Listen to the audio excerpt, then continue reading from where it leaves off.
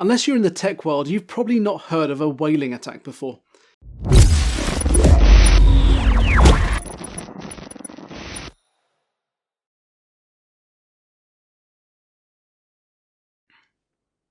A whaling what? Unless you're in the tech world, you've probably not heard of a whaling attack before. But as the business owner, it's your responsibility to be aware of any risk that could threaten your data security. Whaling, sometimes called CEO fraud, involves impersonation.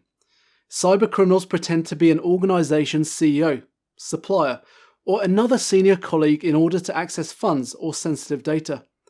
Whaling is aimed at high-level individuals, such as directors, heads of departments, and managers, and attacks are on the rise.